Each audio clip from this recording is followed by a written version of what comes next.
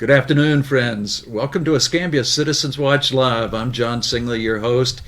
Today we're going to continue our series on pedestrian and bicycle safety, walking dangerously. One of the most important elements in a city's ability to protect its pedestrians and bicyclists and others who use the streets other than cars is the design of the streets, the design of the sidewalks, how a city connects amongst itself, and what contributes to a walkable, safe city. So to dive into that, we've invited two experts in this field, Zac Lane and Christian Wagley of Bicycle Pensacola. Gentlemen, thank you, and we look forward to hearing what you have to share with us.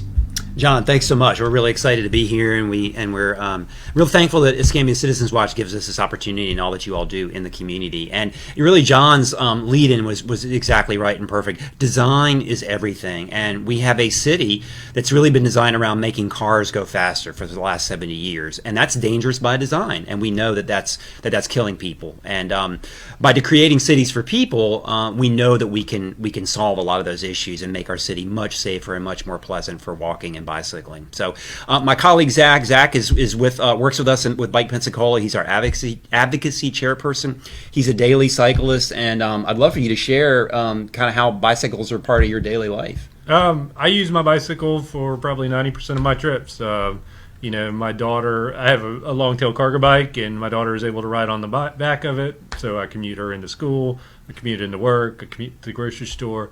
I've designed my whole life to be able to do this. I've picked a community where there's a grocery store close by and the work's close by, and I think it adds, an immeasurable benefit to my life that I couldn't even begin to describe.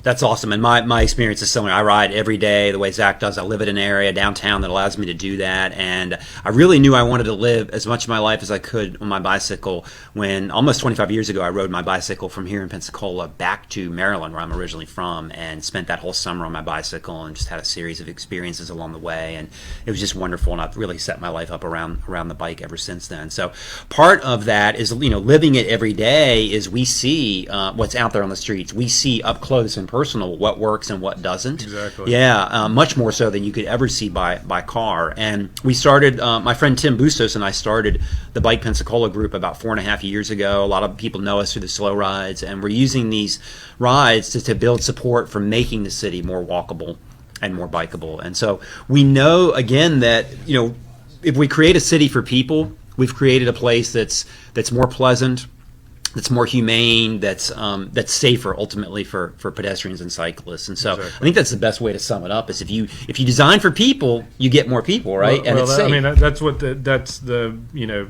urban planning thing. If you design for cars and traffic, you get cars and traffic. If you design for people and places, you get people and places. And that's where we need to go. We've been designing for cars and traffic for 70 years now. I think we need to switch it. And there is some momentum there, but we need to design for people and places now. Yeah, inertia is a powerful thing, and the engineers have been trained to make cars go faster, and that's what a lot of our standards still are. And there's tremendous interest, though, now is in going back the other direction, and but we're still in the very early phases of that. So we're going to share some of the things we've learned, experiences from right here in Pensacola, but it really begins with this very basic fact of what happens with speed, and I bet Zac can sum that up for us. Well, the most critical thing about creating a place for people is to make sure they're safe, and the most important factor in that is to reduce the speed of the cars. So here's a graphic that shows if you hit by a car at 40 miles an hour, there's only a 1 in 10 chance of your survival. But if you just slow the car down by like 20 miles an hour, you're on the other end of the spectrum now, and there's a 90% chance of survival. So this is, a very important graphic. I think the most important thing we can do is design our cities to slow down traffic using engineering standards. It's not going out and changing the speed limit signs from 45 to 25. It's adding certain design features that calm traffic. Yeah, and it's interesting if we were able to put up a map showing where the the bicycle and pedestrian deaths and serious injuries have been in Pensacola, you won't see those dots in downtown Pensacola because that's the part of our city that's most designed for people. Exactly. And you'll see those dots on the map as you go farther out, where traffic speeds increase, where streets get wider. So it really always goes back to design. It's all about design. So, I mean, when you're telling the story about cities for people, I think one of the great ways to do that is to go back to basically the way we built every city and town in America before World War II. They were all built for people. They were built before cars took over. This happens to be Annapolis, Maryland. I grew up right outside of Annapolis and spent my early years there and really got that firsthand experience of what a city was like that could be designed around people. Yeah, I mean, and my same I guess experiences with New Orleans. You know, I mean, I lived in Pensacola, lived in the suburbs my whole life, and I had, was forced to move to New Orleans to find a job. And when I did, I ended up enjoying that, street grid, the walkability and bikeability of it, and I've tried to create my life around that ever since. So. Yeah, and some of the things you'll see in those older areas that are more bike and pedestrian friendly is that it's more compact, right? The buildings, things are closer together. You don't have to go so far to get something. So if you're walking and biking, it's a shorter distance, which makes it more feasible. The uses are mixed, right? So we don't separate everything out the way zoning is. You can actually have a store on the corner or a school that's integrated into a neighborhood, right? So that keeps it closer as well. And these are the patterns you see in these older neighborhoods. Like again, Annapolis, Maryland, where I grew up, but you see it as well in Pensacola, and you see it again in any place in America built before World War II. Pensacola has these patterns. The downtown older area, the uses are mixed. It's more compact, and it's at a human scale, right? And so that makes it. And it allows us to live our lives the way that we live. That's right. That's right. You and I couldn't do that and out in a more suburban area. It allows us to have things like the slow ride, which, because of the design, back to design, we really are only ever able to have slow rides in the older parts of the city. Exactly. We'd love to have them out somewhere else. It would be unsafe to do so otherwise. Unsafe, unpleasant. Even an example like the run clubs. Most of these run clubs that are at bars and restaurants, and you see these in downtown Pensacola, where the built environment tends to support that more. People like the way the buildings frame things. The traffic speeds are lower. It tends to be more pleasant for that. It's interesting. I mean, it's more interesting. I mean, you go on a run and you get to run by the water. You get to run by the buildings, and it's just a more interesting experience. So. And again, that mix of uses, which sometimes you even see in the same building. And it's important the way the buildings support what happens on the street as well. They really speak to each other, and there's a language there, and we're going to show some examples of that. But one of the things more than anything that allows Zac and me to live in a way that we live, of biking almost everywhere in these older areas, is the connected street grid. And so I bet Zac can explain that. Well, I mean, on the right-hand side, you've got, your typical pre-World War II street grid that, everything is arranged on a rectilinear pattern. And on the left, you have what has happened since World War II, where you have two neighbors that share a backyard that, have, substantial amount of walking just to say hi or... So, I mean, it doesn't support walking or biking. Yeah, when the streets are connected like that, it shortens the distance between places, and that's really important because...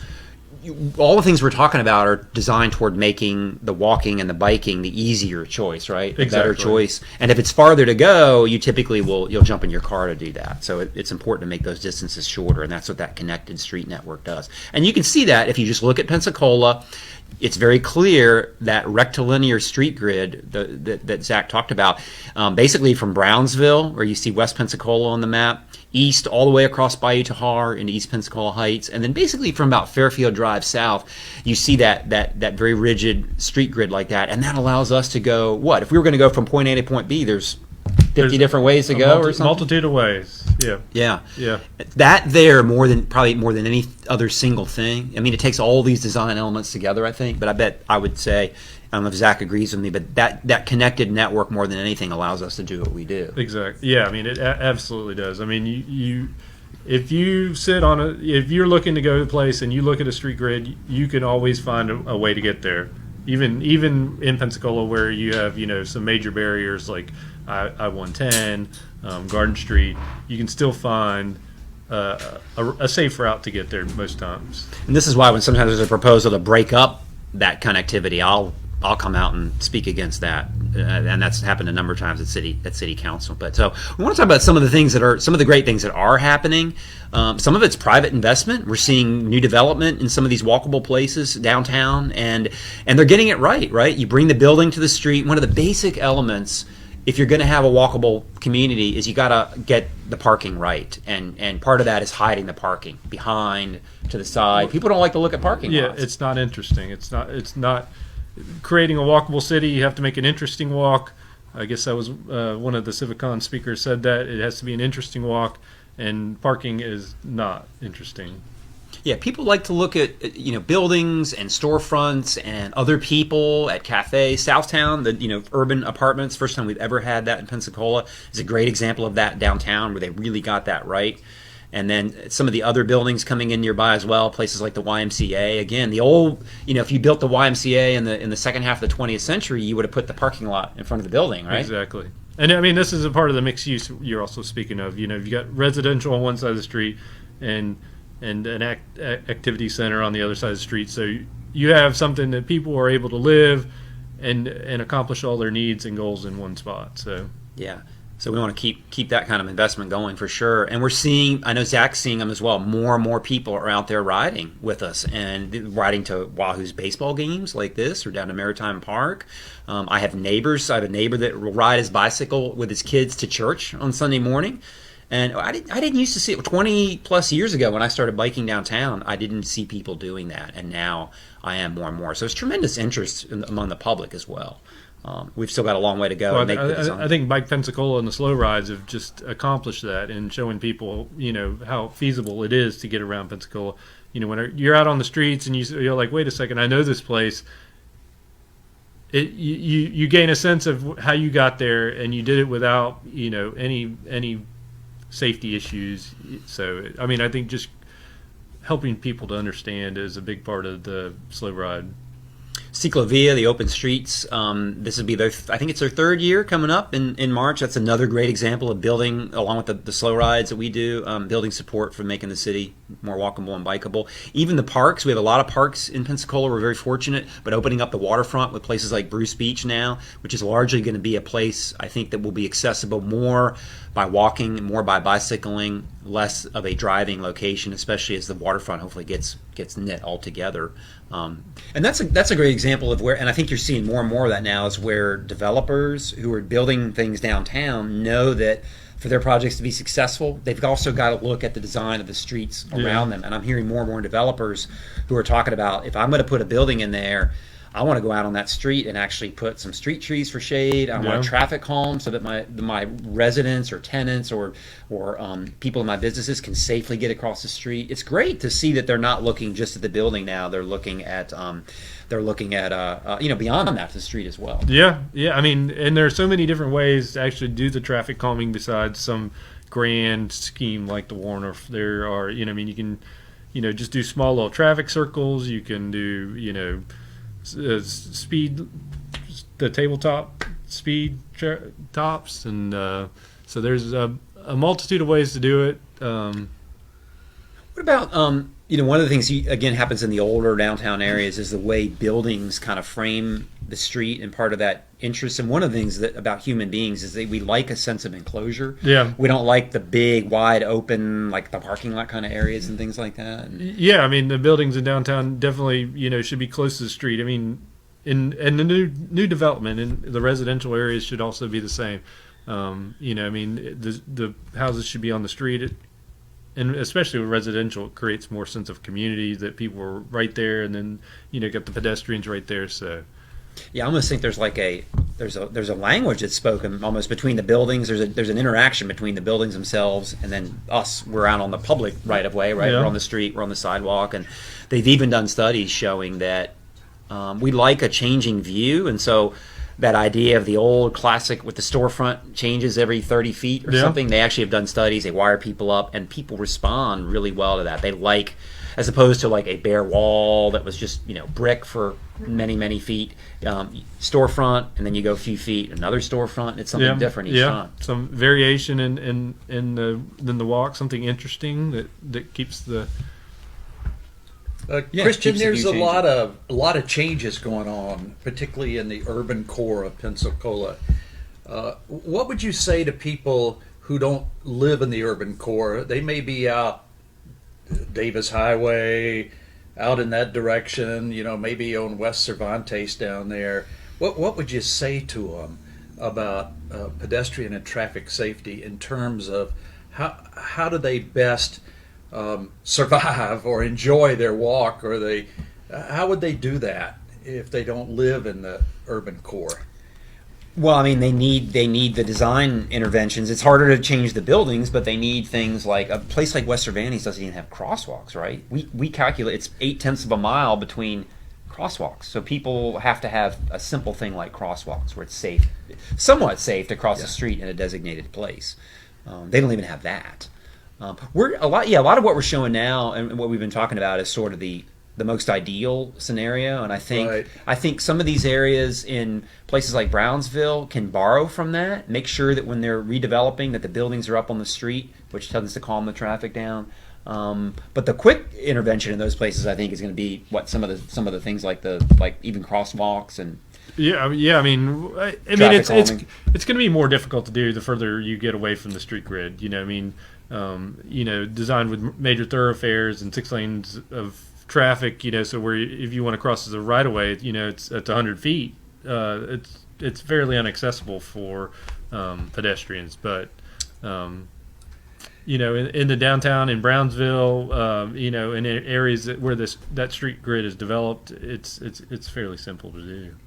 Yeah, and our Bike Pensacola group is really focused on, we think the priority for bike pedestrian improvements should be in these areas where there's a lot of what we call subsistence walkers and cyclists. These are people who are biking and walking to get to work, to school, to the store. They're not just riding recreationally, and a lot of that tends to be in the lower income areas in places like Brownsville, which is also where the greatest number of deaths and injuries are occurring. So we actually think it's the funds are limited. They're always going to be limited. That should be the priority, is in those areas.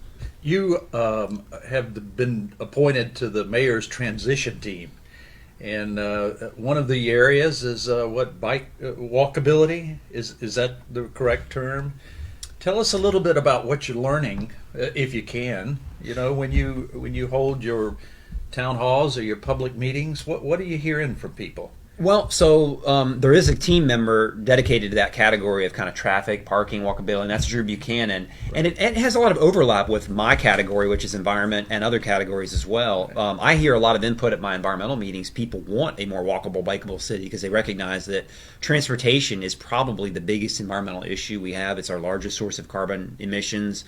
It's tremendous issues related to air and water quality. And Zac's been to some of those meetings as well, both some of the bike ped specific ones and maybe even some of the environmental ones, or we did a combined one as well. I've been to the combined one and the bike ped one. Yeah, maybe you share some of the things you heard there. I mean, I think, from a bike ped standpoint, people are seeing the benefits of it, and they want to see it in their city. So, they're voicing their opinion, and hopefully the mayor and the new team will make it a priority. From an environmental standpoint, it's as you described. I mean, that's more your expertise area. But I mean, another thing to note, just with traffic and cars, is the noise pollution that is associated with that.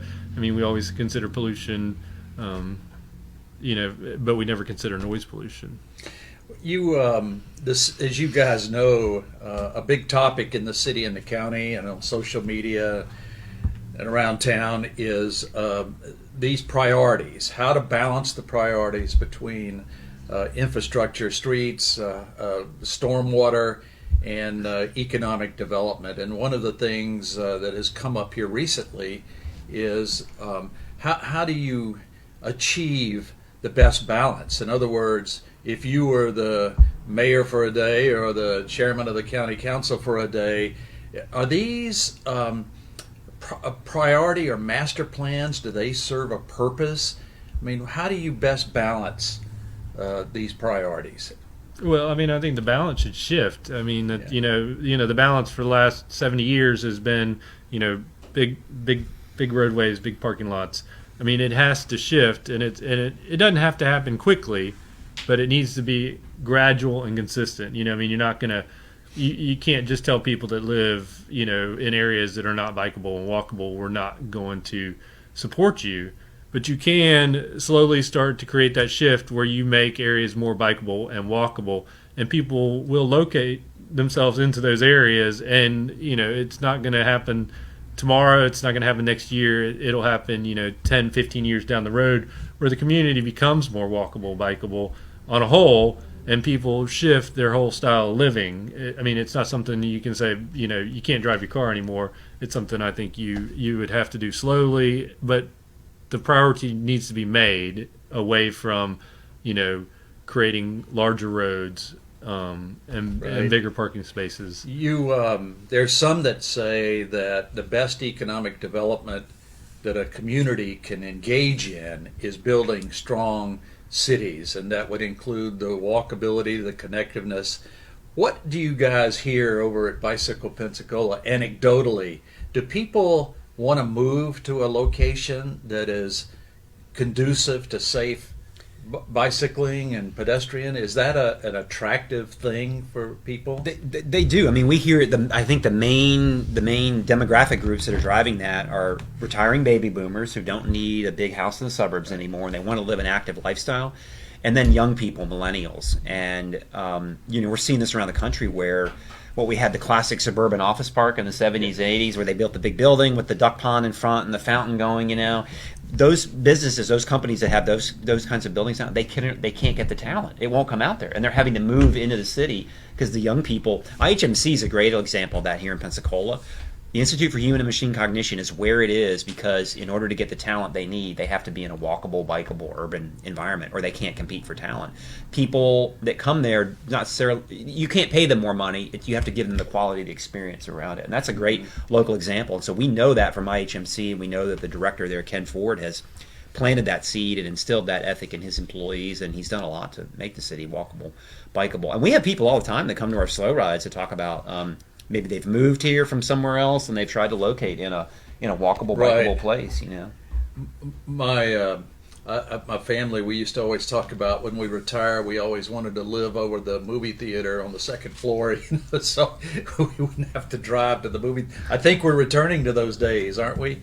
Where you see developments like Southtown, and I spend a lot of time out in Austin, Texas, where I have family, and one of my favorite developments out there is the Domain, and this was very similar to Southtown, mixed use on I forgot how many acres it was, but people lived there and they literally worked there and they shopped there, all within 6 square blocks. I mean, and it was such an unusual proposal when they first built it out there, and people said, "Oh, this isn't going to work." But within 3 years, it was built out. It was a 10-year plan, and you can't. It's a waiting list to live there or purchase some of the property. No, I think some of that stuff happens organically if you allow it to. So I mean, a lot of the planning that goes into it, it's great.